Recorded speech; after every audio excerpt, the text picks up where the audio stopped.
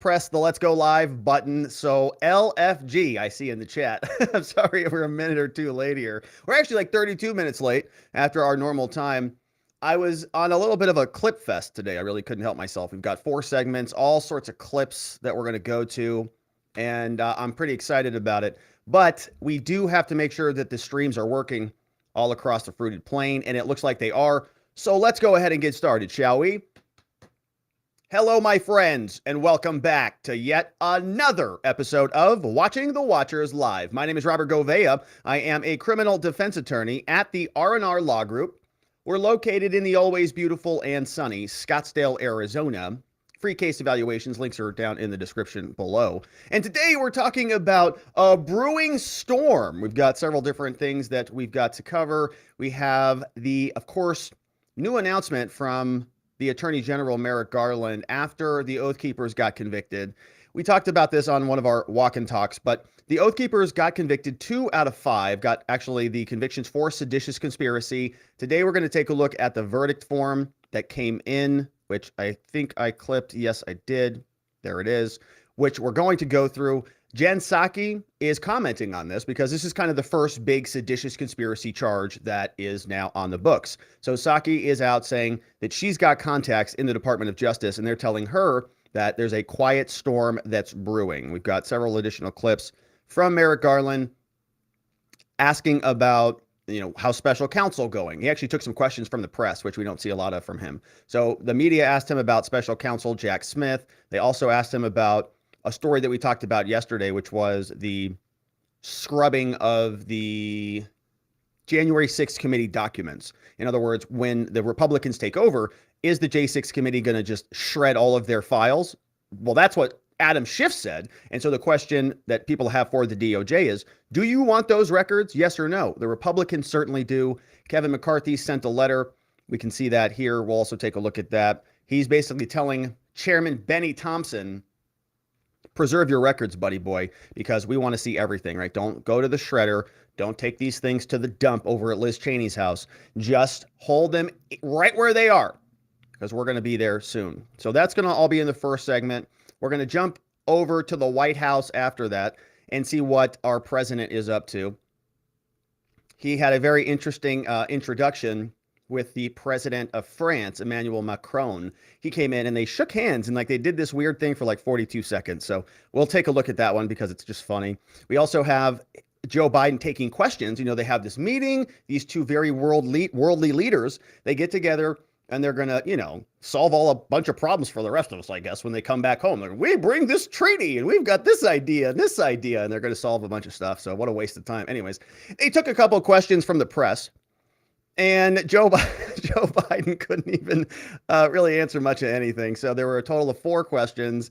He couldn't hear one of them, and so he just answered it. So we've got that. We've got to check in. He actually did answer one question about NATO and working with Putin, which is a little bit of a shocker. Didn't hear him mention Ukraine in there, but evidently he's open to negotiating now with Putin, which I think makes him anti-American and insurrectionary. But we'll listen. Reporters asked him, though, about China. Any comment on that there, Joe? And he said, no, I don't have anything to say about it. He actually didn't even say that. He walked right out the door. We're used to that little back turn that we get from Joe. Over at the White House, we've got John Kirby, who's out talking about some of this stuff. And he's openly saying that the White House is not going to take sides. Chinese protesters are on your own. They're going to be, good luck to you. We're not taking any sides on this. In fact, we kind of like what the Chinese are doing. We love lockdowns. We're actually going to take a look at what is happening there. You can see these COVID goons in stormtrooper suits who are, taking this man forcibly out of his home in China and our just useless White House. Well, we don't really have much to say about it. Maybe we can do that here next time. We've got Huawei, which is deleting protest videos right off the phones. Okay, so if you thought it was dystopian, people are saying it's not like the cloud is deleting them. It sounds like it's the phone that is deleting the video off the phone. All right, so absolute insanity over there. So we'll take a look at that over from the second segment. Third segment, we'll jump over to Congress. So we'll bounce over from the White House to Congress. The Democrats have a new leader. His name is Hakeem Jeffries, and we're going to learn more about him very interesting fella. He had a very interesting introduction for us. And he's going to, thank Pelosi for her strong leadership and blah, blah, blah. And then he's going to really drive home the Democratic agenda. But what's curious about our friend Hakeem is that he had some interesting things to say about Trump and the 2016 election and about Trump's legitimacy and the credibility of that election and Russia, and all that stuff, which I thought made him anti-American, insurrectionist, MAGA material, but he's going to be leading the Democrats in the House of Representatives. Weird. Okay. So we'll get to know him. We've also got clips from Pelosi. She's sort of glitching in her face again. She's so excited about this. You can kind of see that, right here. Kind of, just loving it. So very excited that she's going to be passing the torch to a new, younger generation. We also got her comments on the Trump tax saga because the House Ways and Means Committee is going to be getting those records over from the Treasury Department. We saw that was approved by the Court of Appeals, or actually by the Supreme Court. They refused to hear it. So that is in motion. And we also have Chuck Schumer over at the Senate, also very thrilled. History's been made. America's going to be safe again now that Hakeem is in charge. Mitch McConnell, though, is not happy about this. He said, this is very insulting. You guys said that if we questioned prior elections, that we were insurrectionists and we were undermining all of America. But your boy just did that. And this is not okay. We don't like this at all. And so McConnell is sort of cocained out as usual and very, very dilapidated as he is speaking out. We've got McConnell also is agitated with somebody having dinner with anti-Semites. I don't know who that could be. I think he might be talking about Trump, but he didn't say that outright. So we'll have to see what McConnell has to say. Of course, there. And all of that in our third segment as we listen to Cocaine Mitch. And then in our final segment, we'll have FTX's SBF that met with NYT to discuss BTC, which of course is the crypto exchange that went evaporated after SBF, Sam Bankman-Fried, mismanaged, commingled, embezzled, rearranged fundings to support Democrats all across America. He sat down with the New York Times, and you'd imagine this guy would be already in custody. If you steal a candy bar, then you are going to immediately, go to jail or prison, depending on the circumstances. But it's a big, big problem that evidently is not that big of a problem. $10 billion sort of liquidated, gone. Millions of customers who have suffered harm as a result of this. And Sam Bankman-Fried is out there doing a little bit of PR control, right? And we're all watching this from the criminal perspective. Is he going to be charged? Why the heck is he talking? If this is really as big as everybody says it is, right? $10 billion, it's sort of the maybe $40 billion, feels like it's a catastrophe. Why is he out doing these press releases, these conversations, sort of these PR stings?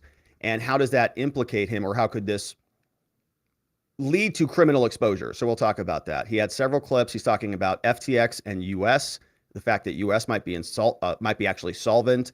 He's doing an interview with George Stephanopoulos saying, I feel really bad about everything. And then we'll check in with the Commodities Futures chair, the CFTC chair. His name is Rostin.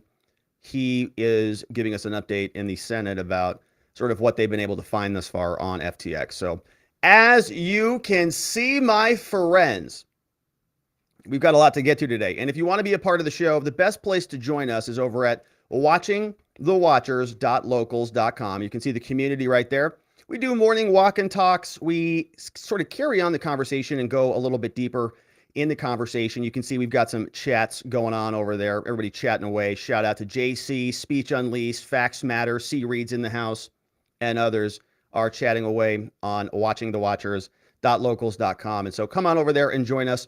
We've also got on Rumble, chatting away, Jacob Castro and Dangers over there, Peter Tag, Dog Digger. We've got Nigel 100, Madman's in the house, and others are over there. And we're also on Twitter, by the way. So we're trying to sort of, throw some viewership love over to Elon a bit.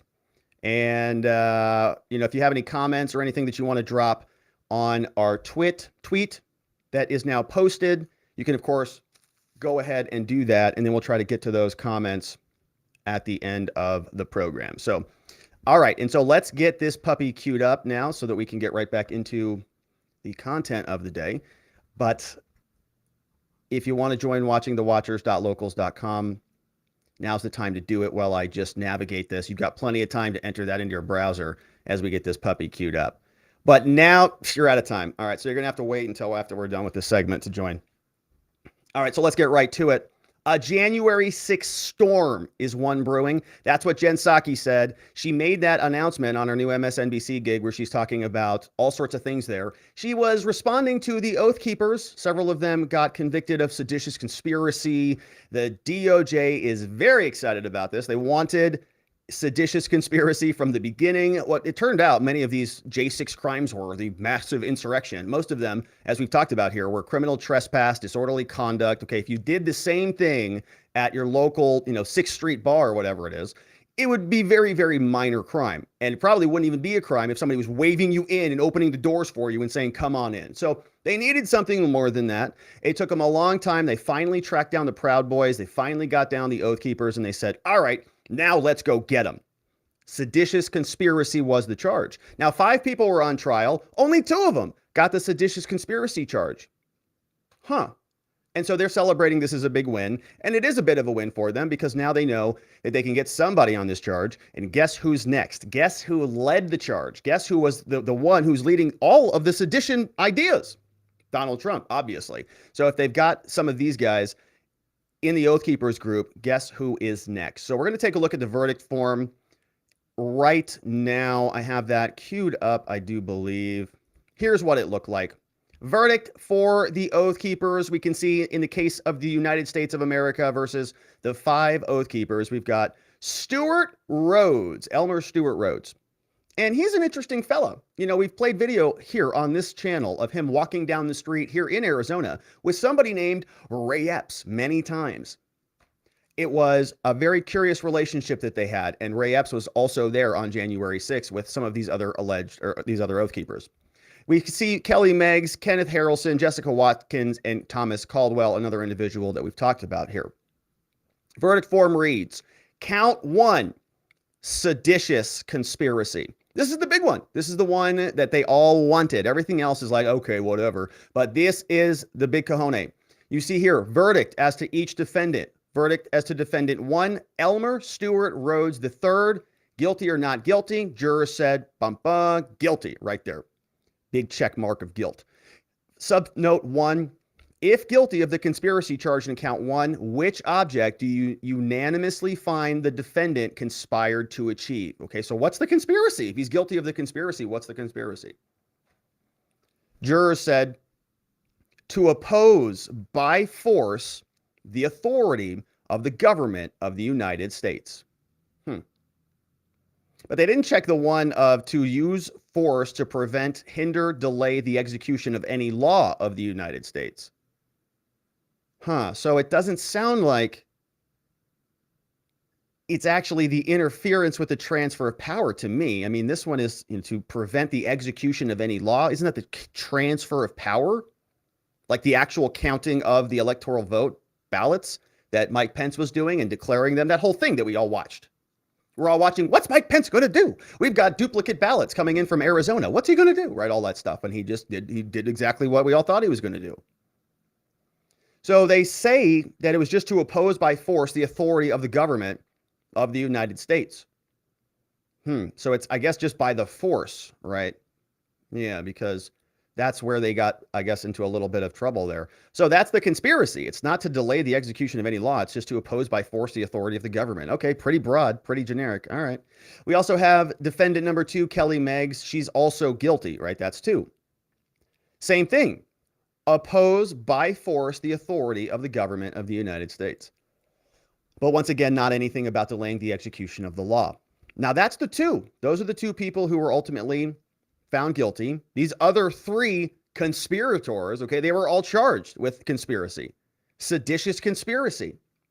So evidently they were not a part of the conspiracy at all. So guess what? Kenneth Harrelson, not guilty. Good day for him. Another one, Jessica Watkins, not guilty of conspiracy. Don't find any reason for it at all.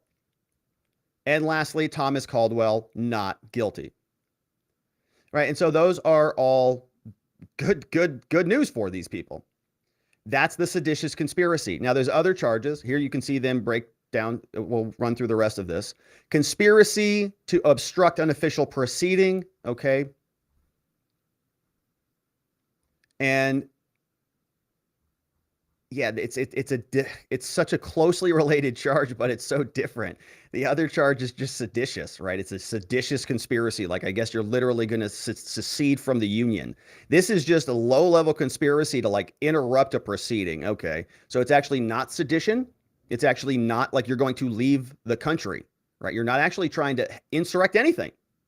All you're trying to do is apparently interfere with the proceeding. Okay, so even Stuart Rhodes, not guilty on that one. Kelly Meggs, guilty. Jessica Watkins there, guilty. Both those people probably inside. The others were not, so not guilties on those.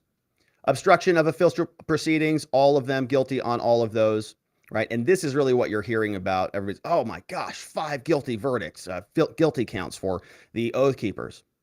And then similarly, right, not guilty for Stuart Rhodes. Big not guilty there. Kelly Meggs, guilty. Kenneth Harrelson, to prevent members of Congress, right? So even, that's interesting that Stuart Rhodes was not guilty on preventing members of Congress from discharging their duties. And so you can see how it sort of breaks down. Destruction of property, bunch of not guilties on that. Obstructing officers during civil disorder, guilty. Stuart Rhodes, guilty of tampering with documents or proceedings, guilty on that one. So just a whole slew of charges. Now, as we're going to hear, guilties on these, tampering with documents for Caldwell, Meggs, and Harrelson. All done November 29, 2022. And the media is very excited about this, as we're going to hear from Jen Psaki shortly. But before we do, let's check in with the Oath Keepers announcement from Merrick Garland himself. This is our Attorney General celebrating the guilty verdicts for the seditious conspirators now, called the Oath Keepers, several of them finding guilty verdicts after a 7-week trial. These convictions were the result of tireless work by Justice Department agents, attorneys, analysts, and support staff, beginning in January 2021 with a methodical collection of evidence and continuing through the presentation of that evidence during the 7-week trial that began in October of 2022. Their skill and dedication are in the very best tradition of the Justice Department, and we are all extremely grateful to them. During the trial, the government's evidence showed that almost immediately following the November 2020 election, defendant Stuart Rhodes, the founder and leader of the Oath Keepers, began planning to oppose by force the peaceful transfer of power. Now, he, as we talked about, was seen walking around with Ray Epps during an Oath Keepers, I think, endorsed sort of funeral memorial proceeding here in Arizona. Several videos of that floating all over the place on the internet. Walking around with bagpipes singing, you know, memorializing somebody, may whoever that be rest in peace. But they're walking down the street. We saw Ray Epps was there on January 6th. We've got a lot of questions about all of this, right? Who was with whom and who was sending stuff to who and what was going on here? And he says that they got the leader, seditious conspiracy. What's next? With Rhodes, defendants Kelly Meggs, Kenneth Harrelson, Jessica Watkins, and Thomas Caldwell communicated and planned to travel to Washington on or around January 6, 2021.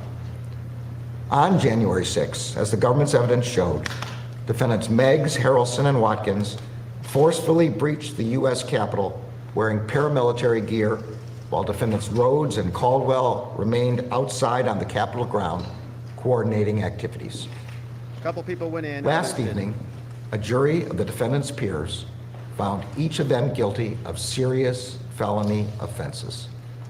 As the verdict of this case makes clear, the department will work tirelessly to hold accountable those responsible for crimes related to the attack on our democracy on January 6, 2021. All right, so that means that they are not done. They're going to keep on going. They have already gotten many convictions, and we've talked about this here, right? There's about 900 of them that are currently being prosecuted. We don't know what the ultimate distinction is between how many are open and closed still, but they're not done, right? They're just getting started. They finally got a couple seditious conspiracy convictions under the belt, and he said they're going to be moving forward aggressively. So that's our Attorney General Very excited about this. We're going to listen to Jen Psaki and what she has to say in terms of her reaction to this. She's sort of excited about it, says that there's a quiet storm brewing and she can't wait until all these MAGA insurrectionists get eviscerated. But before we check in with Jen, let's talk about our friends over at 4Patriots. My friends, a food shortage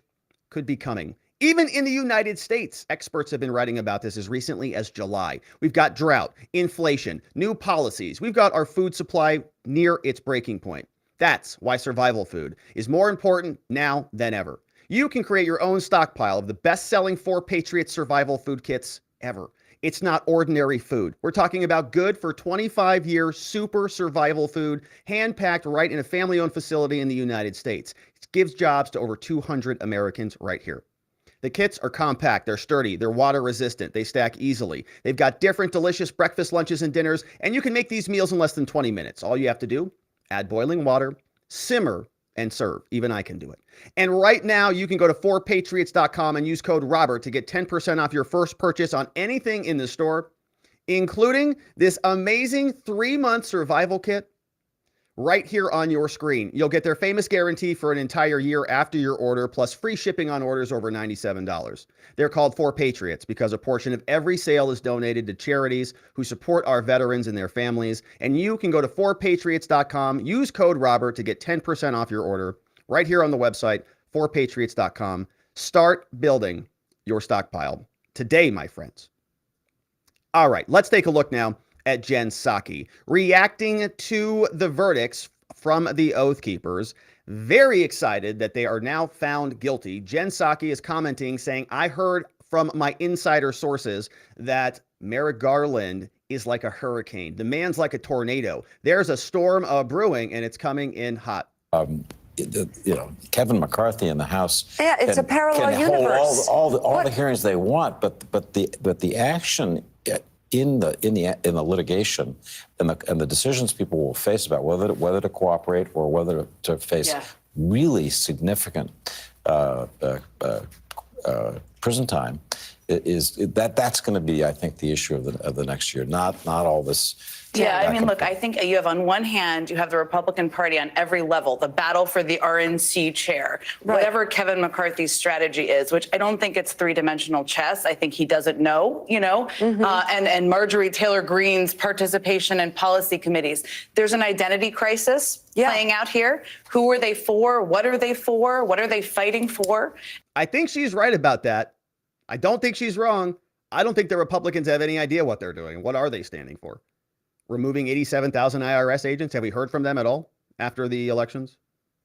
Kevin McCarthy is going to investigate a bunch of stuff. Okay. Well, what are they for? What are they standing for? What are they going to do? That's why people are looking to alternative candidates. That's why people are looking to guys like Trump, because he has a position, whether you like it or not. They're scrambling around trying to find somebody, but there is very little leadership from the GOP. She's got that nailed. And then on the other hand, to David's point, you have Merrick Garland and the Department of Justice. And I think he deserves, and they deserve some credit here. And I was speaking with a Department of Justice official a couple weeks ago who described Merrick Garland as a quiet storm, somebody who builds. That is what he is doing. They went big with Stewart Rhodes. There are more seditionists. They are going to continue to prosecute. He's obviously has Jack Smith in charge, who is a guy who is prosecuting war criminals. This is a complete badass guy who's doing this, and they are doing serious work here. Well, there's an identity crisis going on the other side. And that work won't stop, Joe, so... It won't. That's why they've got a special counsel, so that he can just keep going and going and going and going. It's very convenient. As soon as the January 6th committee, which is illegally constituted, should have had 13 members on it, doesn't, it is going to go bye-bye. And they need something else that's just permanent prosecutorial body that they can just milk like a cow for the endless rest of Biden's term. And they've got one. Perfect. They've got now a special counsel who's going to do all of the heavy lifting. But Jen is saying, well, Republicans have an identity crisis. Merrick Garland's doing some really great work. The seditionists are amongst us. So be very careful and cautious wherever you go. They might pop up behind a dark corner and lure you in to their MAGA insurrectionary holes. I don't know what we have, actually. I don't know what we call them. Anyways, the point is, that's Jen Psaki. She's out there, very excited, you can see, almost kind of giddy about this. but we'll see how long that lasts. Now, they are also asking questions of Merrick Garland because we don't hear much from him. Finally, Merrick Garland makes a public appearance and people want to know about the special counsel. Do you have anything you can share with us about this, Mr. Merrick Garland? Is he working hard? You know, Jack Smith, the war crimes prosecutor who used to work at The Hague, what's he up to these days? Obviously, in the course of deciding on Mr. Smith as special counsel, I did meet with him. He has been meeting with the members of his team to get up to speed. You already know he's already signed a pleading in the 11th Circuit. Which we read here. He promised to the American people in his own statement that there would be no pause or hiccup in his work. And I understand that that is exactly what's going on now. No pause, no hiccup. We saw that he was already convening some grand juries to begin the investigation. We talked here about the submission that he sent into the 11th Circuit. It was a response to Trump and his litigation from James Trusty. And we're still waiting on that issue to resolve, I believe. That's the special master issue. So we'll continue to follow that one, of course. But people want to know, right, what's going on with the DOJ? If the J6 committee is wrapping up, what's happening with special counsel? And a lot of people have questions about the J6 committee and their disposition. Mr. Merrick Garland, you know, the J6 committee is going to be going bye-bye. We've heard from Adam Schiff. They kind of said that they were going to scrub some of their records. Is that going to be a problem for you? Are you looking for the full case file? Understanding is that is still a work in progress. Can you give us an update on whether the department is still pushing to get access to all of the transcripts of the witnesses that committee has met with? We would like to have all the transcripts and all the other evidence collected by the community, so that by the committee, so that we can use it in the ordinary course of our investigations. Are you satisfied that you've had the access that you need, or? We are asking for access to all of the transcripts, and that's really all I can say right now. Oh, that's all he can say right now. Very curious. So, excuse me, sir. So do you have access currently to everything you need? Well, I really can't say anything about that. All I'm saying is we're asking for it. We've been asking for it. Can you, so it sounds like no then, right? Can you elaborate on that? That's all I can say right now. So that very, very, transparent, American, democratic, even though it doesn't have any representation at all on the J6 Select Committee, they're not even very transparent with their own DOJ. They don't even send the full records over to him, and he can't really talk much about it because it would make him look bad if he did. Okay, so that's Merrick Garland. But he wants the transcripts. He wants the depositions. He wants the full files. This is the entire case file, right? This is the idea that what the J6 committee is going to do is they're going to give us this report, and it's going to be their final report. And we're going to say, well, can we see like your footnotes? Can we see your bibliography? Where did you get your authority? Where did all this material come from? Because this sounds like there might be something different here. And they say, well, you don't need to go look into our briefcase. You don't need to look into our sources because we've already shredded all of that. Because as we heard from Adam Schiff, they want to make sure that guys like Jim Jordan don't get their grubby little fingers on it and recraft it into their own narrative. So they'd rather just make sure that it is no longer available and just give you the final book report and say, this is all you need. This is gospel. We've done the research. What, are you disagreeing with the science of our committee? What kind of a person are you? Cancel him, right? And that is obviously not something that we want. If this had been a legitimate committee, if there were actual Republicans who were appointed on it, if they had been following their own House resolution in order to create and manage this committee, then it would have been a different story. Actually, not even then, right? But the Republicans would have at least have been not afforded the opportunity to cry foul and say, we would like to have an opportunity to see the facts, to peer review your data and see whether or not we would come to the same conclusion. And so we're going to continue to battle over that. We'll see what ultimately happens. But Kevin McCarthy sent a letter over there to Fishing Benny Thompson, and he was asking for the response, the preservation of these documents. Chairman Thompson, writes House Leader Kevin McCarthy, in a letter dated November 30th, going to the Honorable Benny Thompson. He is the chairman of the Select Committee for the January 6th event. McCarthy says, Dear Chairman Thompson, the American people chose Republicans to lead the 111th Congress. I bet that sentence felt good. On January 3rd, barely. On January 3rd, 2023, he says, your work as chairman of the select committee to investigate the J6 attack on the Capitol will come to an end. I bet that felt good too. Feels good to read it. In fact, let's read it again. On January 3rd, 2023, Chairman Benny, your work as chairman will come to an end. Yeah, that's nice. For those reasons, I remind you and your staff on the committee to preserve all records collected and transcripts of testimony taken during your investigation in accordance with House Rule 7. As the chairman, regardless of who may be directing the work of the committee, you are responsible for the work done by its members and the staff. It is clear, based on recent news reports, that even your own members and staff of your committee have no visibility into the totality of the investigation. All right, so we don't know what the full universe of the material is. Footnote 2, he's referencing an article from the Washington Post, says J6 panel staffers angry at Cheney for focusing too much on Trump. Right, so they're basically saying they don't even know the extent of the sort of the scope of the Venn diagram. So McCarthy says, some reports suggest that entire swaths of findings will be left out of the committee's final report. You've spent a year and a half and millions of taxpayer dollars conducting this investigation. McCarthy says it is imperative that all information collected be preserved, not just for the institutional prerogatives, but for transparency to the American people. The official congressional records do not belong to you, Benny, or any member, but to the American people. And they are owed all of the information that you gathered, not merely the information that comports with your political agenda. Although your committee's public hearings did not focus on why Capitol Complex was not secure on J6, great question, the Republican majority in the next Congress will hold hearings that do so. Ooh, that sounds fun. The American people have a right to know that the allegations you have made are supported by the facts and to be able to view the transcripts with an eye towards encouraged enforcement of U.S. law. Sincerely, signed Kevin McCarthy, Republican leader. All of that sent over to Chairman Benny Thompson.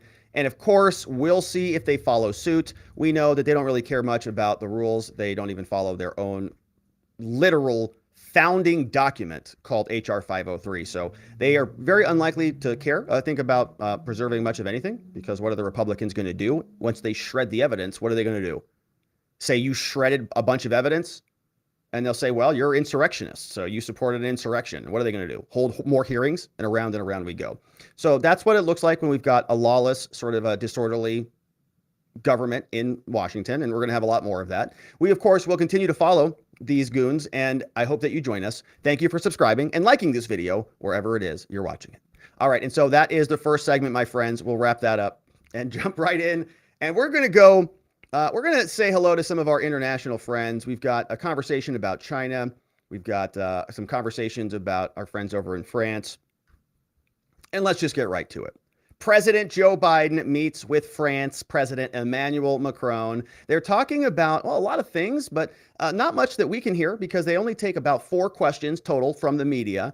And one of the questions, Joe Biden can't even hear anything about it. So he just kind of rambles off into nothingness. Now, while the world is watching this horrendous activity in China, the protesters being literally dragged out of their homes, as you can see here, we're asking ourselves, is the White House going to say anything about this? Because we've heard from the dictator in Canada, Justin Trudeau. He even condemned what's happening in China. We've heard from other people like the Prime Minister of the UK. He said something about this as well, sort of condemning Chinese protest, the pain inflicted upon the Chinese protests, and calling the golden era over.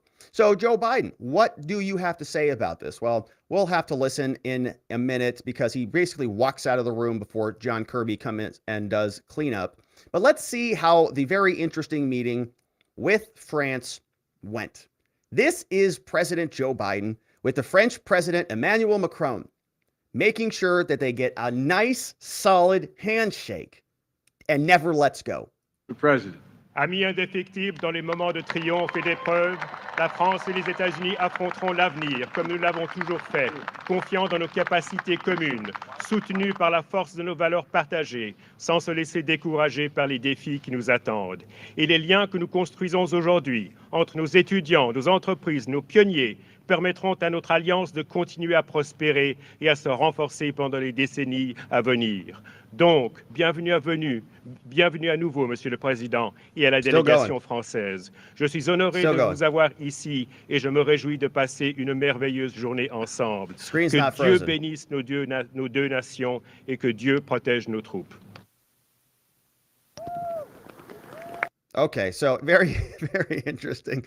It sort of felt a little bit of a pullback from the other president there, Mr. Macron. But people are watching some of this stuff and they've got questions about capacity because they come out after that and they only take literally 4 questions. This is what it looked like. Joe Biden has a very, very limited time, very busy man, and he can't take a whole lot of questions. So he explains to the press, look, I've got a list of people here that I'm going to call on, and we've only got 4 of them, okay? I've got 2, he got 2. We sort of drew names out of a hat. Get ready, press.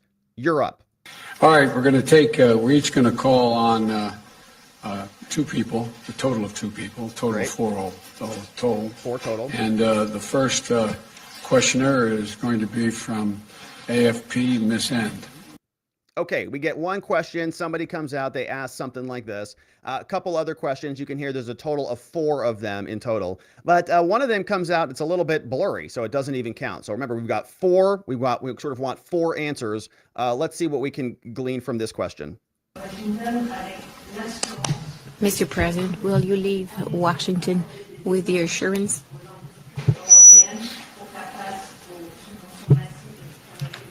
that you will be able to deal with these massive subventions? The journalist doesn't have a microphone. Do you think there's a risk of generating divisions? I'll answer the last question since I didn't hear any of it. I didn't understand a word of it, so I'll answer it. Didn't understand a word of it. Didn't understand a dang thing that she said. I didn't understand anything either. I'll answer the last question since I didn't hear any of it. I didn't understand a word of it, so I'll answer it. So I'll answer it. Okay, so we don't know much about the president, about hearing anything. Very, very confusing. And so after he answers a question that he doesn't know what the question was, he turns over to another pre-screened reporter and we get another question.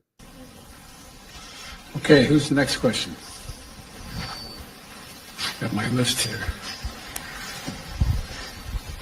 Is it my turn to call on someone? Right? Okay, how about NPR, Tom Marquis?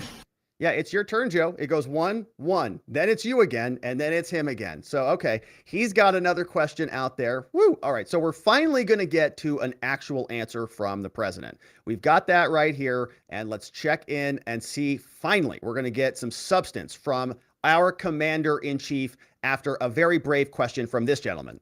Emmanuel Macron doit s'entretenir dans les prochains jours, les prochaines semaines avec Vladimir Poutine. Le lien est maintenu depuis le début de la guerre. Vous n'avez pas toujours été d'accord avec cela. Est-ce qu'aujourd'hui vous approuvez? We hear that you will be talking to President Putin anytime soon. What is your approach? And as the Ukrainian war seems to be at a turning point, do you feel realistic that President Zelensky is putting a condition to open negotiations, and that is the return of Crimea to Ukraine? Negotiations with Russia. Look, there's one way for this war to end, the rational way. Okay. Putin to pull out of Ukraine, number one. But it appears he's not going to do that. He's paying a very heavy price for failing to do it, but he's inflicting incredible, incredible carnage on the civilian population of Ukraine, bombing nurseries, hospitals, children's homes. It's sick what he's doing. But the fact of the matter is, I have no immediate plans to contact Mr. Putin. Mr. Putin is, let me choose my words very carefully. I'm prepared to speak with Mr. Putin if in fact there is an interest in him deciding he's looking for a way to end the war. He hasn't done that yet.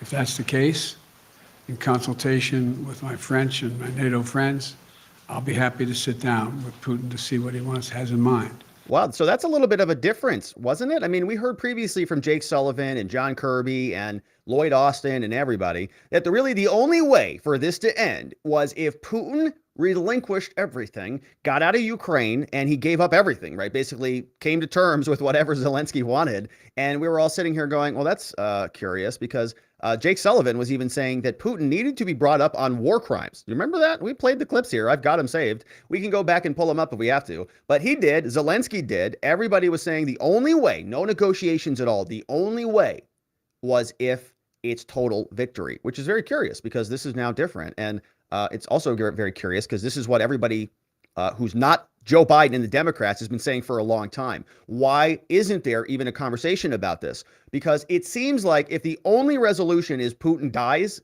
that there's never going to be an end to this. And is that what you want? So now this is different. And there's another twist to this. He's also saying he's going to talk to NATO. Did you hear him say we're going to go hang out with Zelensky and talk to Ukraine about their input on this? I didn't. He said he's only going to be talking with our NATO friends. Let's listen. He hasn't done that yet. In the meantime, I think it's absolutely critical what Emmanuel said. We must support the Ukrainian people. The idea that Putin is ever going to defeat Ukraine is beyond comprehension. Imagine them trying to occupy that country for the next 2, 5, 10, 20 years, if they could. If they could. He's miscalculated every single thing he initially calculated. He thought he'd be greeted with open arms by the Russian-speaking portions of the Ukrainian population.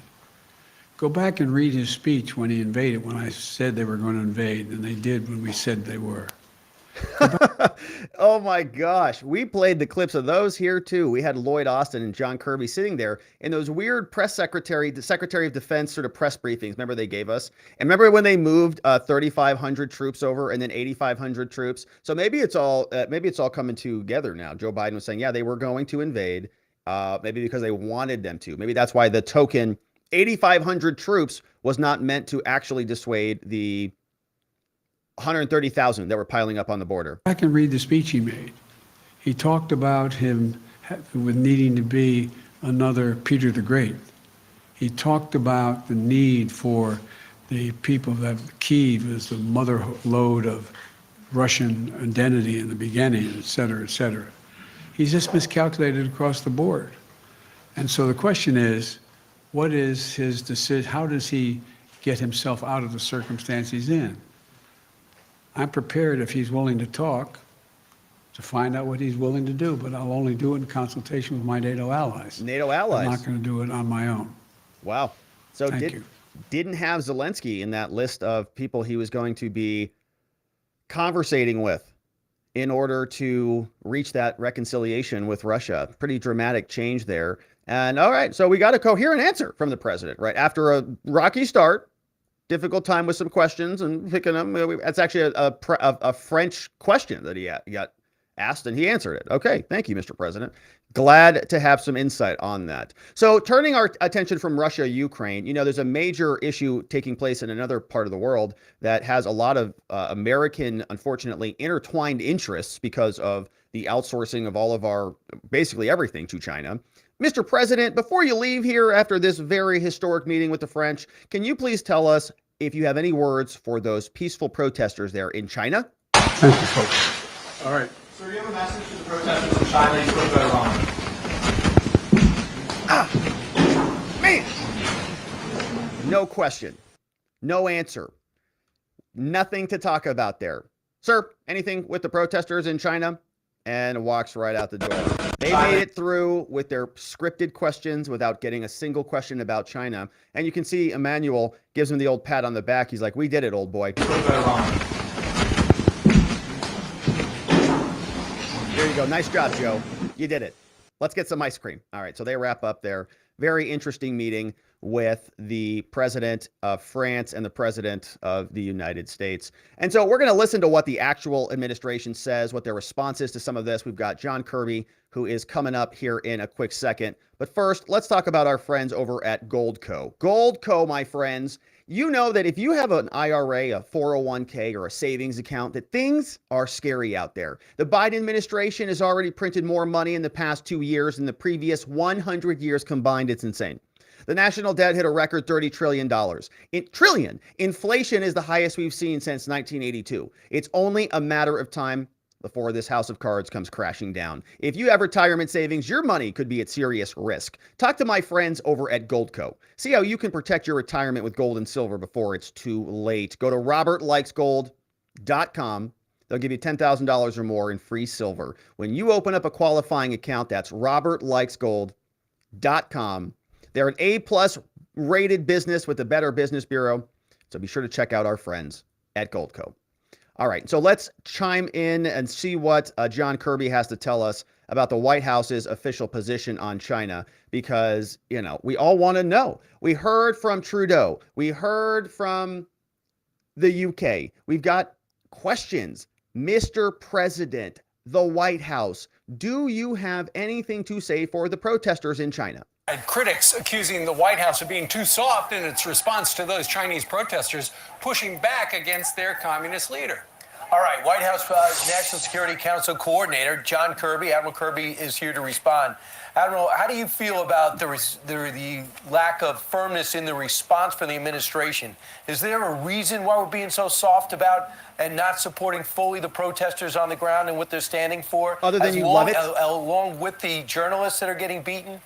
Hey, Brian. Good morning to you all. Good to be with you guys. I would not say at all that we would agree with criticism that we've been less than firm or consistent. In fact, Brian, we've been very, very consistent about the right of peaceful protest, and we've been very vocal about it in China just over the last few days.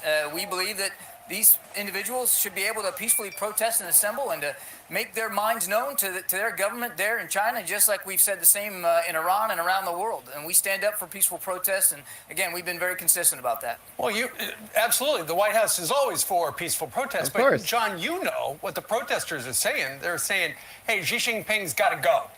Or loosen the COVID restrictions that are keeping people stuck in their houses for months. So between he's got to go or loosen restrictions, which side is the White House on when it comes to supporting the protesters?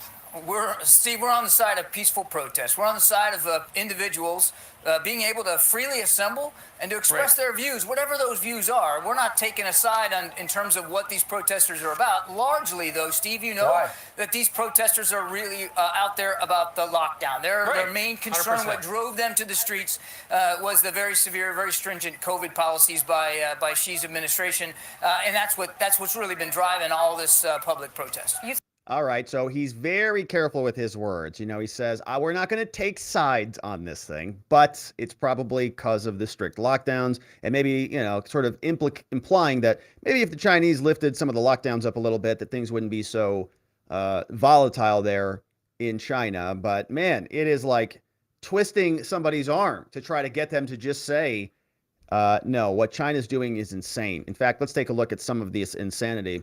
While we're here, you can see this gentleman, unfortunately, is being escorted out of his, actual apartment by these Chinese goons. We'll probably play the full video maybe on the after party, but, you know, they're actually just dragging him out of there, right? This is somebody posted this on Twitter. Let's see where this came from. And, you know, this is from the Great Translation Movement, TGTM official. From Hangzhou, Southeast Asia. Residents who are not infected with COVID, not even infected with COVID, are being forcibly taken to quarantine. Okay, you can see what that looks like right there. It's just ridiculous, right? So it's like they're actually going into people's homes and physically, violently removing them. It's absolutely insane. And the White House can't even comment on that. You know, I guess it's like whatever happens in China happens in China.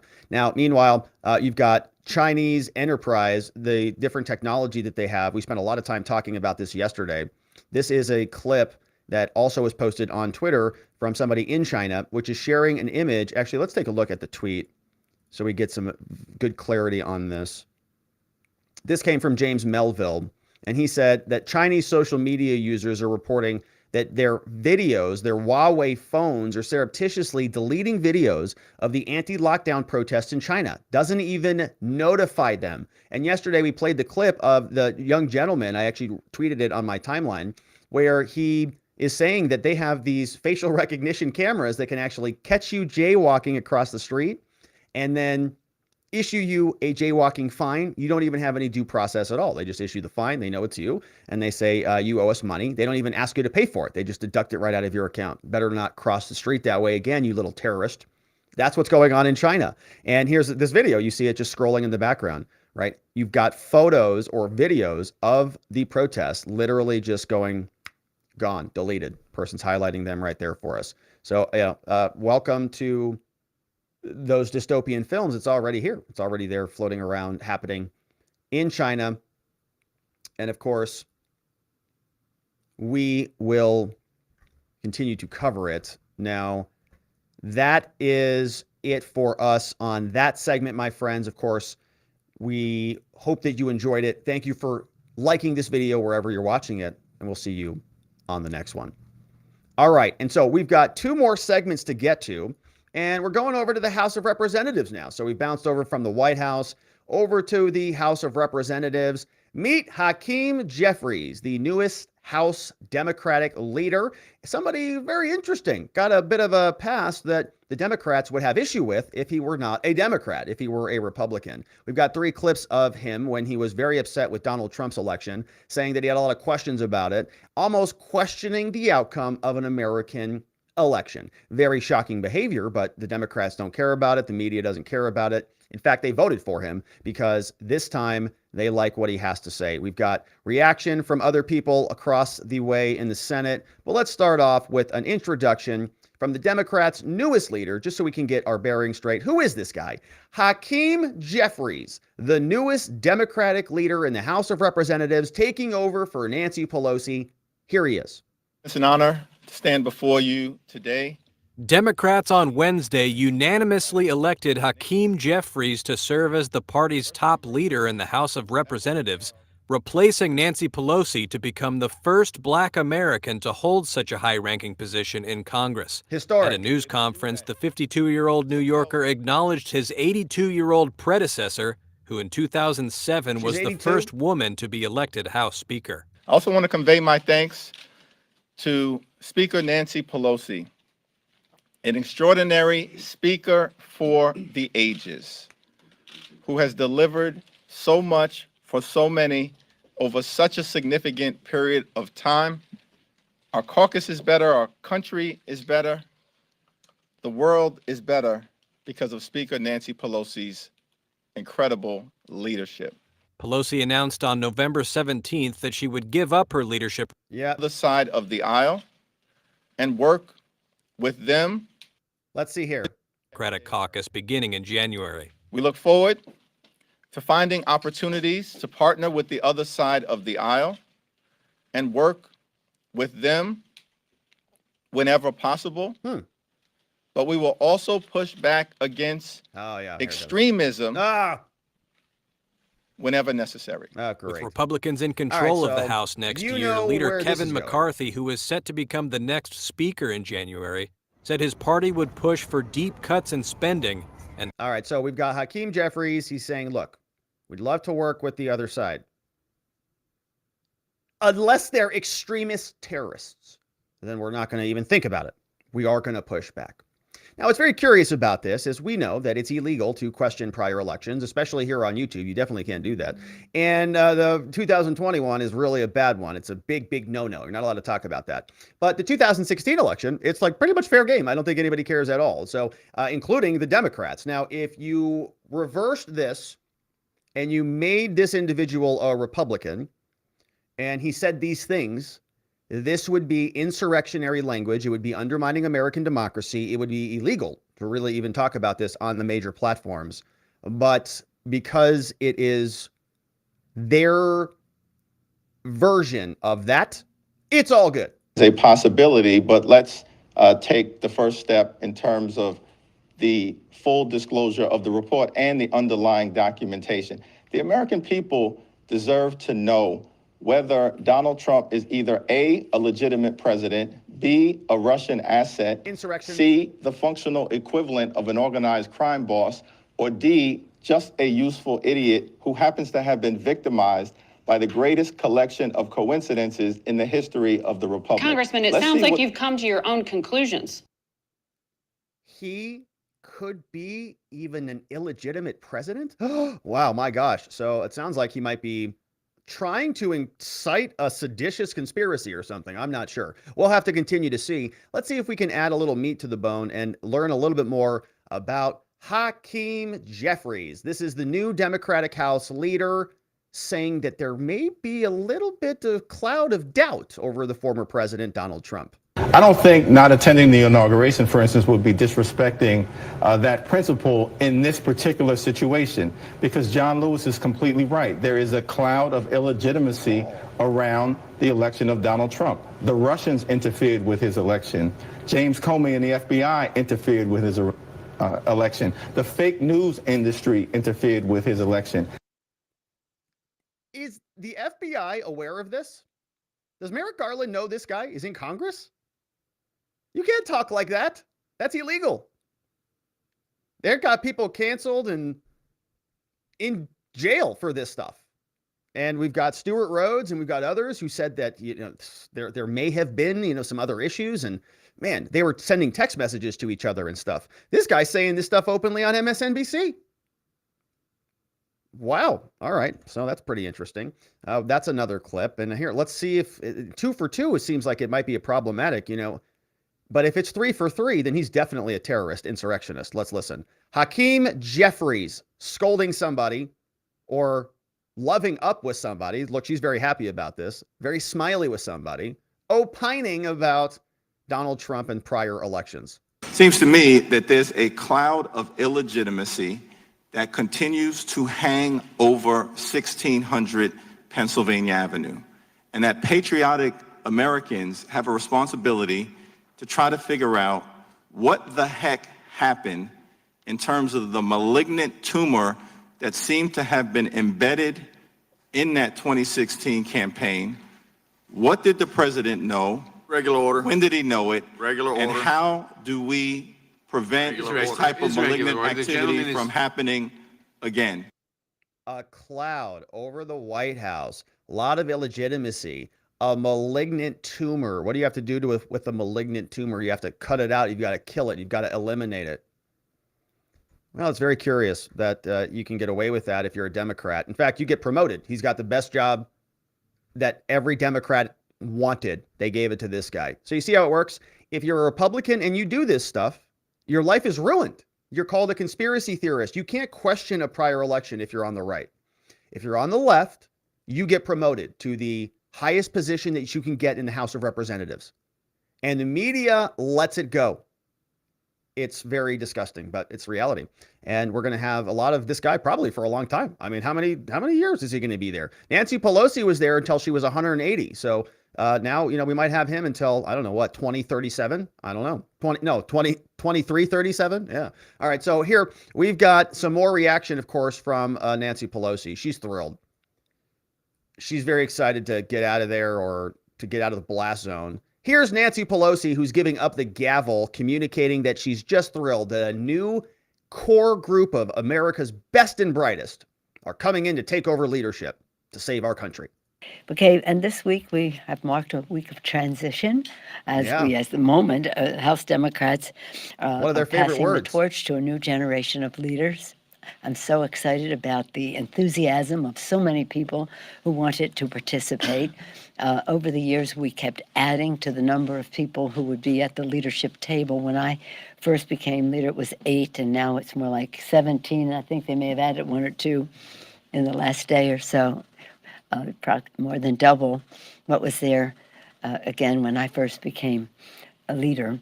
And so it reflects the beautiful diversity of our caucus, and I couldn't be more thrilled. Again, I mentioned Hakeem Jeffries.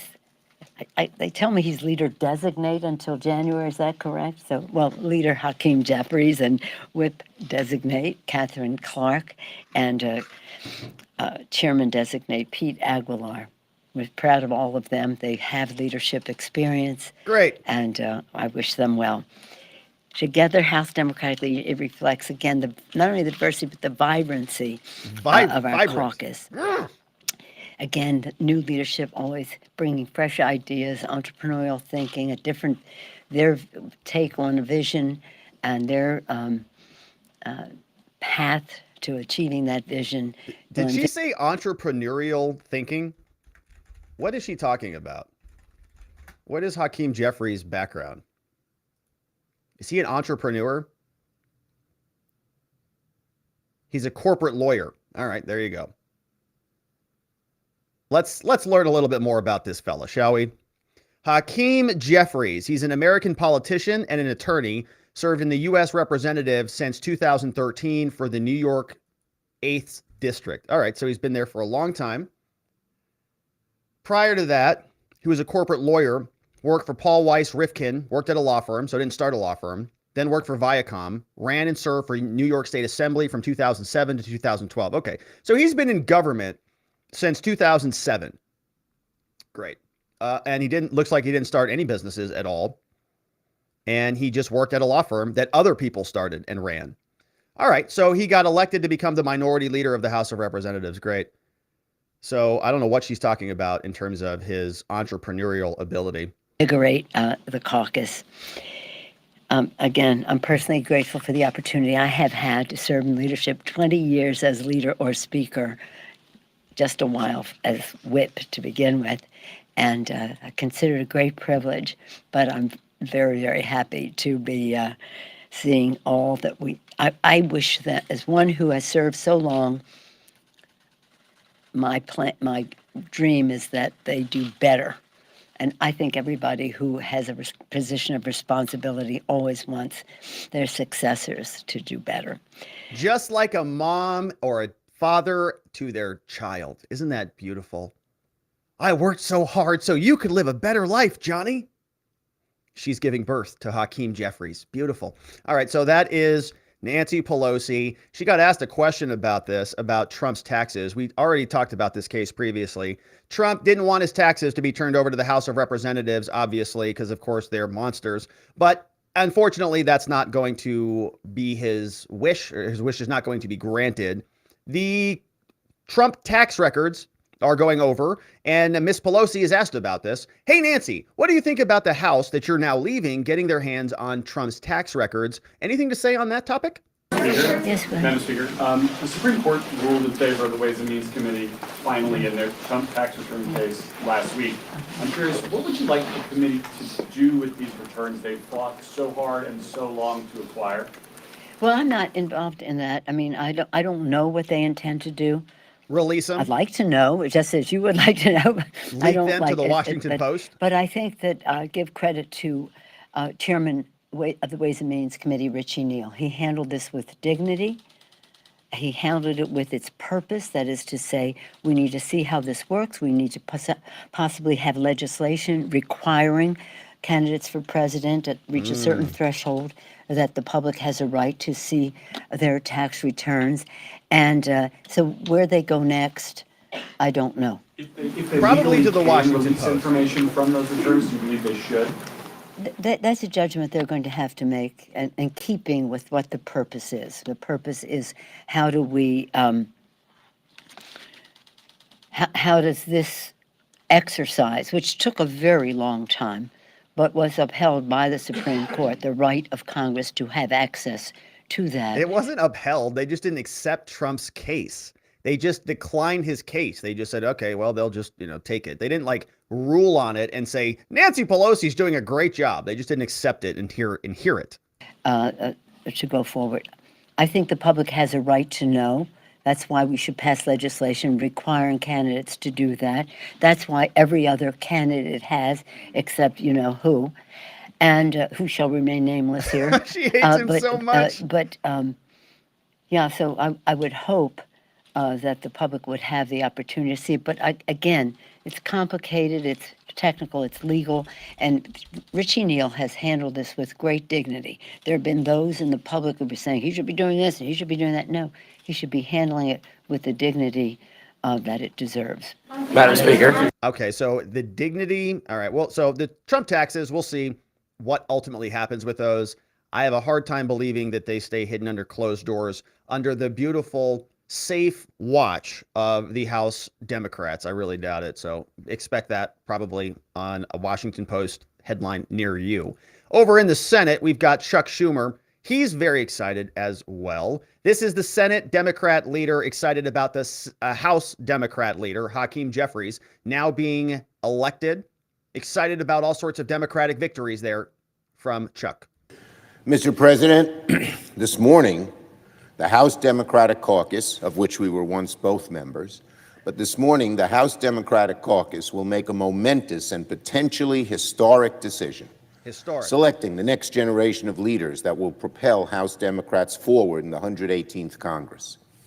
Every time the caucus comes together to choose its leaders, it's a big deal.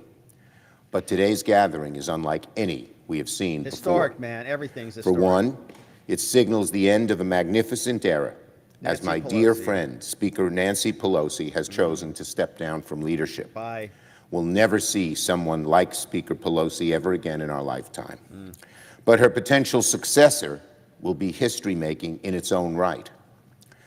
After today's vote, it's largely expected the new House Democratic leader will be my friend and fellow Brooklynite, Hakeem Jeffries. Oh, from New York. Hakeem Great. Jeffries' elevation as House Democratic leader is as turning a point in the history of the United States, is a turning point in the history of the United States. Let me say that again. Hakeem Jeffries' elevation as House Democratic leader is a turning point in the history of the United States Congress. Why? Never before has an African-American leader or any leader of color held the top position for either party in either chamber.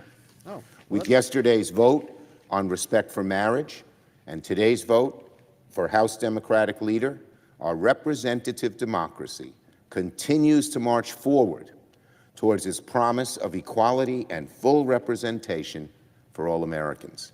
All right, so that's Chuck Schumer. Very excited about it. Historic marriage. There's an African-American now who's in charge in the House of Representatives. It's a turning point. Okay, that's great news, right? So that's what he's excited about. Now, there are some other people who are very unhappy about this. And we don't often hear from cocaine Mitch McConnell, but Turtle Mitch has emerged, and he's got something to say.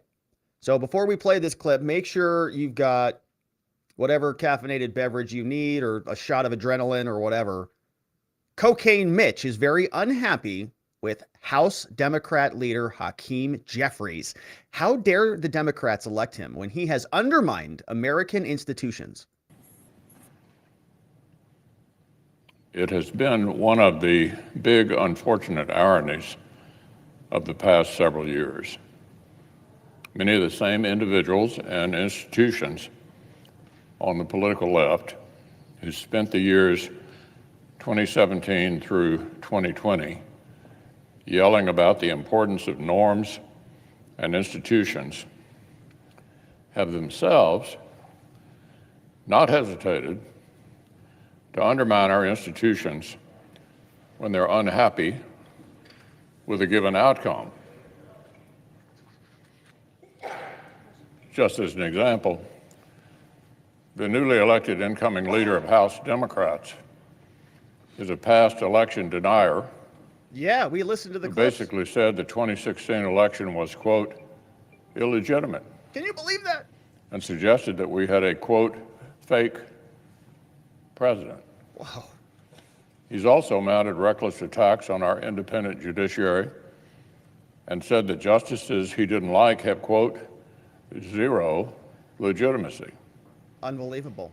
Unfortunately, when it comes to attacking our independent judiciary, the Democrats' new leader isn't an outlier. He's a representative sample. It's true. In the last few years, we've seen my counterpart, the Senate Democratic leader, threaten sitting justices by name over on the Supreme Court steps. We've seen President Biden and Attorney General Garland refuse to enforce federal law and put a stop to illegal harassment campaigns at the homes of justices. Yeah, Brett Kavanaugh. And we've in seen particular. coordinated efforts by Banging Democrats drums out and the there. media to use smear campaign to personally punish judges whose legal reasoning they don't like. All right, somebody give him a hit. Give him a The hit. latest target has been Justice Alito, whose great offense was overruling a deeply flawed precedent that prominent liberal legal scholars, including even the late Justice Ginsburg herself, long acknowledged was badly written and poorly reasoned. I'm confident that smear campaigns and baseless fishing expeditions will keep roping around. And I'm just as confident that Justices Alito, Thomas, and the entire court will continue to ignore the noise and the smears and practice judicial independence. All right, so, okay, wake back up. He's done. Wake up. All right, wake up again. All right, so he is, that's about as angry as we've seen him, okay? He said, I can't believe, he said it's very unsettling that the Democrats have elected somebody who they said, if we did it, would be an insurrection. And that's about as fired up as you're going to see Mitch McConnell, Cocaine Mitch, unless he's talking about Donald Trump. Then he's very, very upset. Now, this is finally some reaction. This is Cocaine Mitch, very upset about potential Republican presidential candidates who are sitting down with anti-Semites. First, let me just say that there is no room in the Republican Party for anti-Semitism or white supremacy. Who's he talking about? And anyone meeting with people advocating that point of view, like who, in my judgment, are highly unlikely to ever be elected president of the United States. Who are you talking about, Cocaine Mitch? Why don't you just come out and say it there, Turtle? We want you to say it. Don't hide behind your vagaries. Just say his name. Weenie. All right. So that's when he's fired up. He was very fired up on that one. He probably had just done a line or something. So that is the Senate minority leader for the Republicans, who they can't even win the Senate. They're just like a bunch of emasculated, Democrats kind of. And so you can see that is, that's Hakeem is probably going to run circles around him, and it's going to be just a disaster to watch and follow. So I hope you join us as we cover it. Thank you for subscribing as we do. All right, my friends, we've got one final segment. We're going to check in on some of this FTX nonsense because, boy, oh boy, there was an interview that took place, and it's a weird deal. FTX, the founder known as SBF, Sam Bankman-Fried, met with the NYT, the New York Times, to talk about crypto. And it was very curious because SBF lost tens of billions of dollars of funds, all evaporated. Many people lost their life savings. Many companies eviscerated overnight. Employees stranded. An absolute disaster. One of the biggest schemes, one of the biggest frauds that's been conducted in global history, people are saying. And so what was curious about this is that he has not been arrested. He's not been charged with any crimes. He's evidently still hanging out in the Bahamas. And he zoomed in today for a meeting with the New York Times. They actually said, we'd love to talk to you. We've got a lot of questions for you about this wreckage that you've caused. And so I want to go through this a little bit. We're going to listen to SBF, Sam Bankman-Fried, talk about him just having a bad month. And he sat down with the journalist, so-called George Stephanopoulos. And we're going to see what the CFTC had to say about this.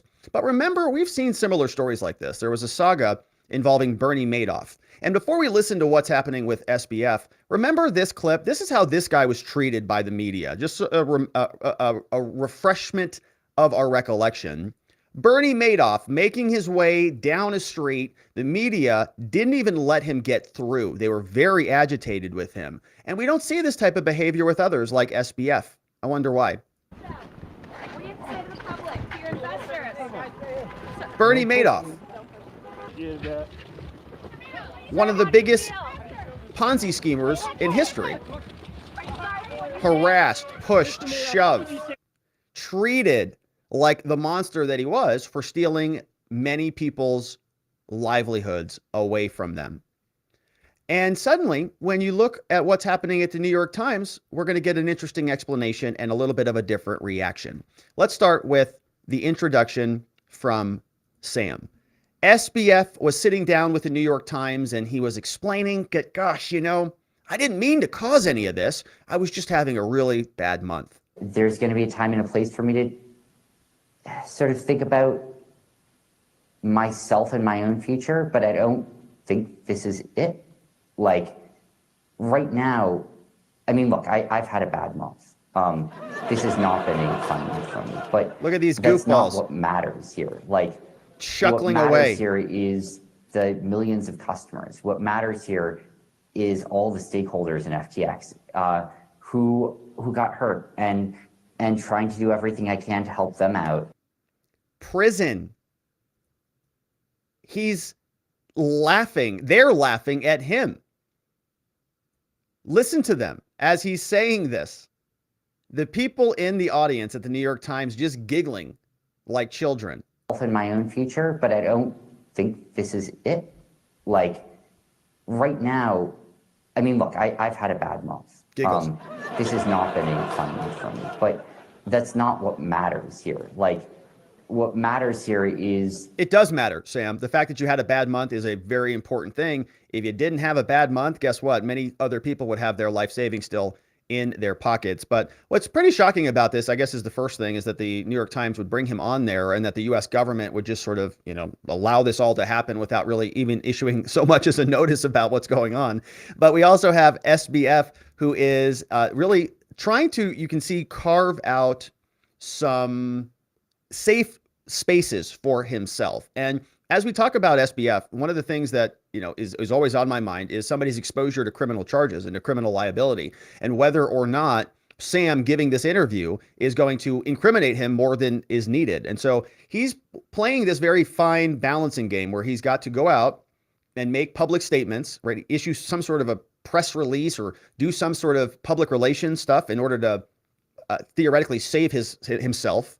But also, he doesn't want to incriminate himself. So, his lawyers presumably are probably sitting on the other side of that camera with whiteboards or cue cards or sending him messages or putting stuff on the screen or just, sitting there, whatever it is. He's been highly prepared on this to make sure that he doesn't color outside the lines, because if he colors outside the lines and makes an admission that he shouldn't be making, if he admits that, he actually did something criminal, prosecutors are going to take that and they're going to use it against him.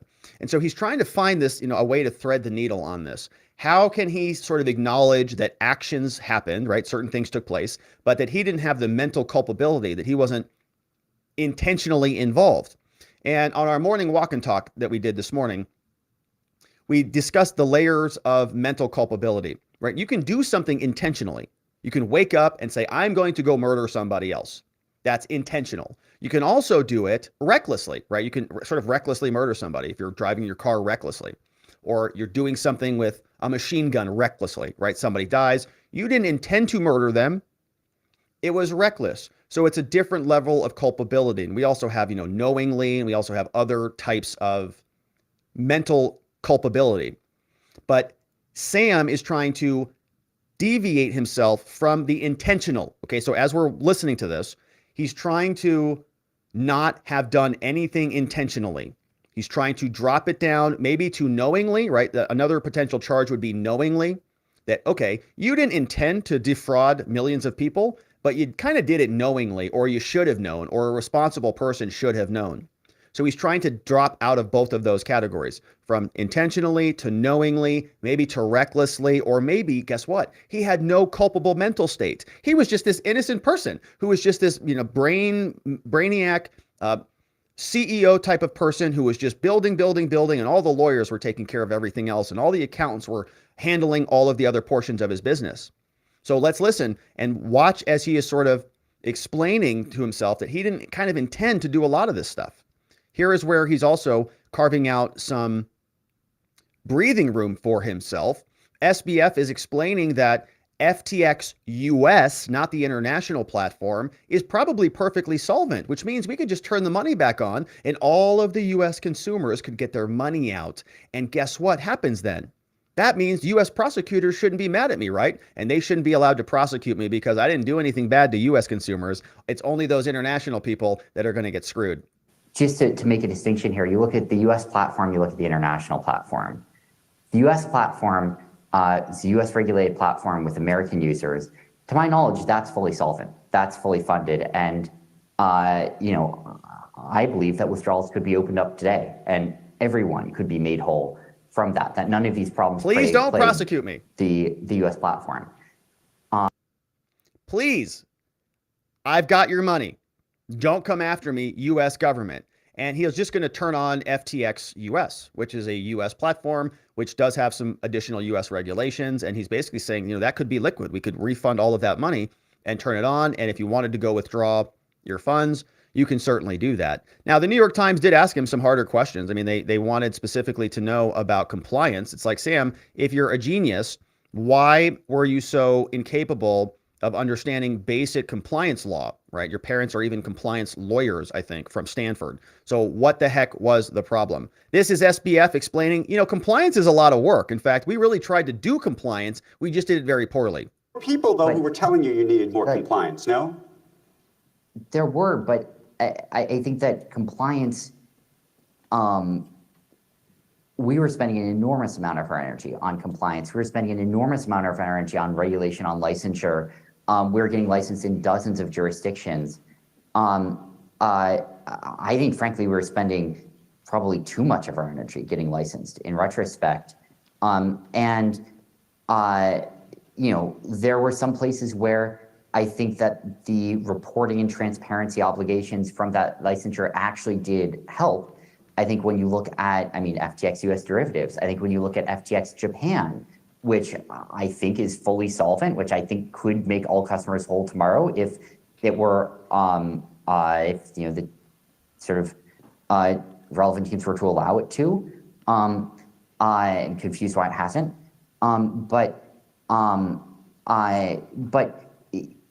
You know, I think that a lot of what we ended up doing and focusing on was a distraction to some extent from one unbelievably important area that just doesn't really want to think too much about compliance because there was a lot of other stuff that was worth digging into. But he is going to be having a much fuller conversation. This one looks like it's in person with George Stephanopoulos. Very curious. They're teasing this. Evidently, this is going to be out tomorrow. So I don't know if George Stephanopoulos went down to the Bahamas to get a little vacay time away from ABC. But he actually sat down with SBF, which is curious. You know, it's like, why is, I don't know, the FBI not there as well? But George Stephanopoulos asks SBF, you know, did you know about any of these problems? Sam says, no, but I feel bad about it. They're saying they didn't approve of it here. They're saying you approved of it. if you rewind to, you know, the beginning of FTX, where, you know, some customers were, you know, I think in line with sort of existing relationships that they've had, at least in some cases, wiring money straight to Alameda Research in order to trade on FTX. So you do know, and you did know, that FTX deposits were being funneled to Alameda. So I was vaguely aware that that was how some wires were being sent in the first place. Didn't that set off alarm bells in your head? So there were a lot of people who were involved in that process. And look, I really deeply wish that I had taken like a lot more responsibility for understanding what the details were. So do a few million people. Of what was going on there. I knew that legal was involved. I knew that other groups at the company were involved, that, you know, there were agreements drafted up. But you're ultimately responsible. And ultimately, absolutely, like I should have been on top of this, and I feel really, really bad and regretful that I wasn't. And a lot of you see that? So those different standards. Remember, intentional, knowing, or what? Reckless. Okay, so he's sort of going down to the recklessness standard. Didn't intentionally do anything. Didn't intentionally commingle funds. I didn't intend to defraud anybody, right? That's like going in with a stolen credit card. I'm going to intentionally take somebody's money or buy something, whatever. This is not that. And it's not even knowingly, right? It's not like, oh gosh, maybe I knew this stuff was going on, or I should have known or something. It's sort of like, maybe it's like a recklessness standard, or maybe it's just something that he's not even culpable for. He had no guilty mind at all, because he did, right? His defense is going to be, I had lawyers, I had accountants, I had bookkeepers, I had CFOs. He's going to do any of those things. And if he didn't, right? The question is going to be, what standard does that meet? Does that meet a criminal fraud standard? Does that meet negligence standard? Does that meet some sort of, what culpability standard does it meet? And what's the U.S. government going to do? So they're still investigating it. People got hurt, and that's on me. Here's what Mark Cuban has to say about that. Yep. Right, nobody cares about Mark Cuban. Okay. So, of course, that's SBF. Now, over at the Commodities Futures Trading Commission, we have this gentleman who is appearing in front of the Senate, and he's explaining to us exactly what the problems are at FTX.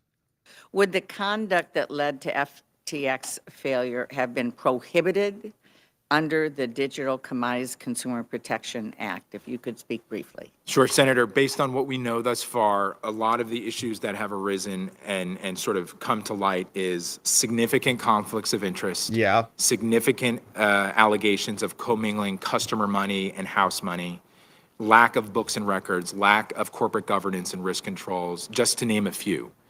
And these are, from our understanding and working with you on the DCCPA, core elements of the DCCPA. So I certainly think, given the events of the recent past, we should take a fresh look, but the DCCPA does address these issues and would have prohibited those actions from occurring at FTX. All right, so now they're talking about regulation. He says, yeah, there was a big mess over there. The regulations that you're proposing, Miss Senator, is really helpful. It would have been very useful. Many of these problems would not have even occurred. There was another company called LedgerX that was highly wrapped up into FTX. And I came across this clip, and this is where he's saying that there are portions of FTX that is in fact still solvent. And so if anybody's out there with hardware wallets from LedgerX or that platform, apparently they're still in good shape. Here's what that sounds like. LedgerX, as well as the third-party custodians it uses to hold both cash and digital assets. Based on the information presented to us at this time, LedgerX customer property remains secure, and LedgerX has the financial resources to continue operating for the foreseeable future. We are continuing to closely monitor LedgerX, but the initial evidence suggests that in the collapse of the broader FTX universe, CFTC regulations are working to ensure that those registered with the CFTC are in a position to protect customers and continue market operations. The lesson here is clear. Thoughtful, comprehensive regulation works to protect customers and prevent the type of events that have befallen the other FTX entities. All right, so they're working on it, and we'll see what they're able to churn out of this. But the question, of course, is about repercussions for Sam. It sounds like things were pretty bad over there. It's also curious as to how he was so enabled and how everybody was so sort of in love with this guy. Obviously, if you're funneling hundreds of millions of dollars, or it wasn't that much, right? It was, actually, I think it was hundreds of millions of dollars to democratic entities. Yeah, they're going to love you, and you're probably going to escape prosecution. Anybody else, though, you get arrested, you get treated like Bernie Madoff was. While the New York Times, however, with Sam Bankman-Fried, before he leaves the room, how about a big round of applause? On behalf of everybody here and on behalf of the public, I want to thank you for engaging in it at a time, in truth, when I know you've been advised not to. So thank you so very, very much. Thank you. Sam Bankman-Fried, everybody. Thank you, Sam, for coming here and talking to us. Yes, your lawyers advised you not to do this, but we're very thrilled and grateful for your time here with us. And so that's more on SBF. There will be more filings in the bankruptcy case, and this thing is probably just heating up. It sounds like the DOJ might be sniffing around. We'll see if anything comes of it, but that, my friends, is it for us on that segment. FTX, SBF, NYT, BTC, ETH, you know how it goes. We'll continue to cover this one. Thank you for following us wherever it is you're watching, and we'll look forward to seeing you on the next one. All right, my friends, so that is it for us on the segments on the day. We covered a lot of ground. If you missed it, we started off the top with the J6 storm and the Inquisition that will carry on, certainly. Biden had an awkward sort of meeting where he took almost no questions and had nothing to say about China.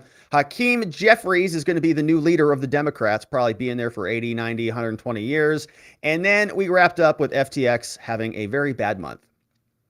But now it's time to hear from you and to see what you have to say about all of this and more. I saw a couple super chats come in, and I think I was able to put one of those up on screen. Sometimes they fly away a little too quickly for us here. You have to forgive me, I'm a little slow. But I did have them pulled up here. We had a couple of those before we jump on over to our after party on Rumble, Twitter, and Locals. But the super chats that came in here today, very nice geomancy games. He says, too poor this week. Please watch my cancer update. It's from Geomancy Games. He's got a channel on YouTube. He's also next door on Locals, and apparently he's got a cancer update. So hopefully it's a good update, Geo. Hopefully it's something positive. But if you want to go learn more, of course, go over to Geomancy Games, subscribe on YouTube. Raymond is here. He says, can you clarify? The January 6th committee gave a subpoena to Trump in order for him to testify. Can Schiff now wants to wrap up the investigation? Also, if J6 deletes all the records, does that infringe on due process? Great questions, Raymond. Okay, so yes, so they are going to have to wrap up the investigation because it sunsets automatically by time at the end of the session, right? So like it has to come to a close, and the Democrats are going to be losing control of the House, so the Republicans will be in charge. And the subpoena went out very late. The subpoena is not going to happen, okay? Trump has already responded on the subpoena. He's already challenged it. We've seen other subpoenas go out and be challenged, and that has resulted in months of litigation. So in other words, the committee is going to wrap up before there's enough time to get finality on Trump's subpoena litigation. We're not going to be able to see that. So it's kind of a moot point. The subpoena was just a show anyways. Like, that's why they waited so long, because they knew that they were probably going to lose that. So it's kind of just a show. If J6 deletes the records, does that infringe on due process? So it's a great question as well. I would make that argument. I mean, here's the problem. It's like there are natural bounds in criminal law that you sort of have to follow, and it's a frustrating thing sometimes. So like a common example that's not January 6th would be like a DUI case. All right, so say, for example, we're representing somebody for a DUI, which we do at our amazing law firm, the R&R Law Group, located in Scottsdale, Arizona, where we help good people charged with crimes. If they're charged with the DUI, we might want evidence about, let's say the calibrations of a particular DUI machine. There are limitations to the things that we can request, right? So I might say, I want every single record for the last 5 years. And the government's going to come back and say, why should you get 5 years? You should get like 3. Or I'm sorry, you should get like 30 days, right? Like nothing. You should basically get like nothing. And I'll say, well, I need this. And they say, no, you don't. And we sort of fight over the scope of the requests. And the courts will come back down and they'll typically say, you don't need all that other stuff, right? Or if I need information about a police officer, how far back can I go? What can I get? What's the proper extent? And of course, my argument in every one of those cases is if I don't get it, it's a due process problem, because I need that in order to do my job. And if you're denying me evidence, you're undermining our client's rights, because they need that evidence in order to properly prepare for their defense.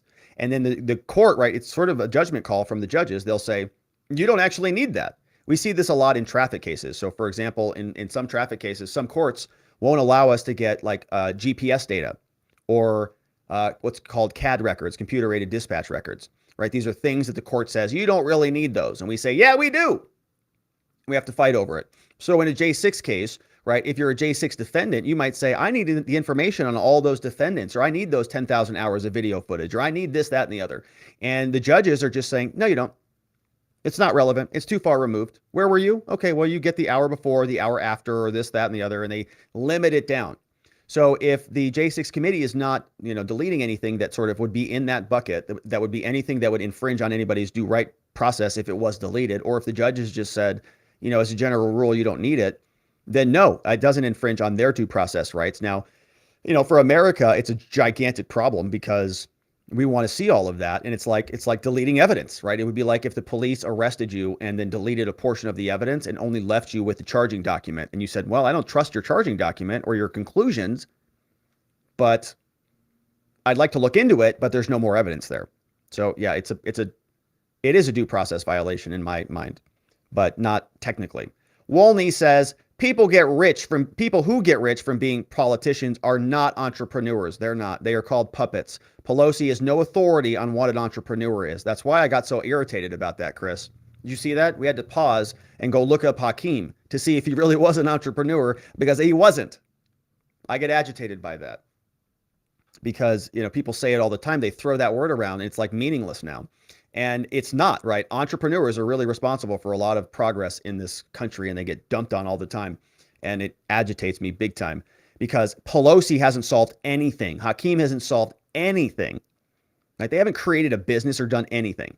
Hakeem went and worked for somebody. Pelosi's been in government for many years, grifting off the true entrepreneurs, the real people who solve problems in our society. All right. So thank you to Chris Wolney for that one. Molly Dolly's in the house. What's up, Molly? Says, Sam knew what he was doing. He allegedly had a Vox interview where he was laughing at woke liberals and maybe others after he made fools of them. Yeah, that's an interesting comment, Molly. I think there's actually text messages of that. So like if you go over to Twitter and you search for something like something I will attempt to search for now,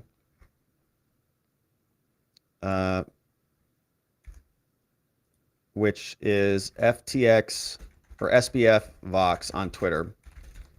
If you're over on Twitter, shout out. Yeah, so here's what he did, right? Apparently these are some of the tweets. He said something like, the Vox reporter wrote to him, says, so this is a message to SBF. It says, so the ethics stuff, mostly a front.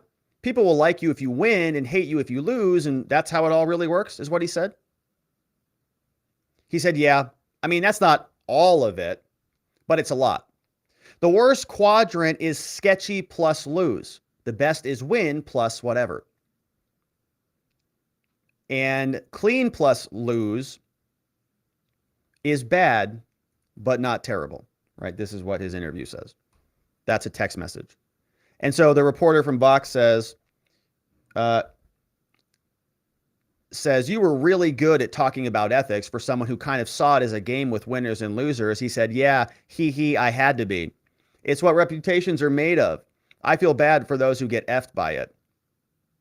By this dumb game we woke Westerners play where we, whatever. Yeah, he's like a joke, right? It's like the whole thing's like a joke to him. And it's pretty hysterical because it is kind of a joke, right? The whole woke, all this stuff is nonsense. And they know it, but it's like a new religion for them.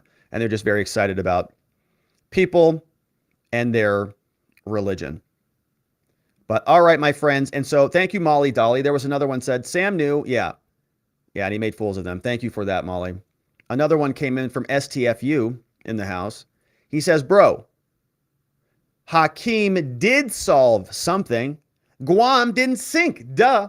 Oh, so he's an anti-sinking entrepreneur? Is that what he does? Okay, I'll have to take your word on that one. STFU, FFS. But I don't think he's an entrepreneur in any way, shape, or form. But Pelosi does, evidently. But what does she know? All right, my friends. Well, that is it for us on the day. I want to thank you for being a part of the show. Before we wrap up out of here, big shout outs and thank yous to our sponsors of the programs. Be sure to check out our friends over at forpatriots.com to get your survival food so that we don't starve to death, right? 10% off everything in the store. Don't forget to use code Robert. Also, check out robertlikesgold.com because I certainly do like gold, and they're there to help you protect your savings. Also, of course, I am a lawyer at the R&R Law Group. We are an amazing team of people who are dedicated to helping good people charged with crimes find safety, clarity, and hope, not only in their cases, but beyond that in their lives. And so if you know anybody in the state of Arizona facing criminal charges, anything minor, major, everything in between, we have a lot of people here, in Arizona, traveling from Canada, other parts of the world, out golfing, having a drink or two. Cops are everywhere this season. And so if you get in trouble, give our office a call. We've got an amazing team of people. 480-787-0394. Shout out to the mods who mod down the fort for us. Appreciate all of you. I see there's a lot of activity right there. I see Vientikis Prime. I see Leans in the house. We've got Playin' Hooky along with K Bean. Shout out to Just Cause, Ronnie Cole, Zulu in the house. Geomancy Games was here this morning. Subscribe to him on YouTube, along with our friend Henry Dixon. What's up, Lean? I see Lean's in the house. And Lean says, bye, Rob. Hi, Rob, and bye, Rob. Well, Lean, hopefully you're coming over to our locals after party, which is where we're going right now. So we're going to turn off YouTube, and we're going to turn off the Facebook, and we're going to stick on Rumble. We're going to stick on locals, and we're going to stick on Twitter for about another 20 or so minutes to get through some comments. And so if you want to join us, come on over and join us at watchingthewatchers.locals.com. Otherwise, my friends, that is it for us. If you don't join us over there, then hopefully I see you right back here tomorrow. Same time, same place, same location. I hope you're right back here so that together with your help, we can shine that big, beautiful spotlight of accountability and transparency down upon our system with the hope of finding justice. Have a tremendous evening, my friends. Locals, Rumble, Twitter, stay right there. I'll see you right back in a minute. Everyone else, see you right back here tomorrow. Make it a great night. Bye-bye.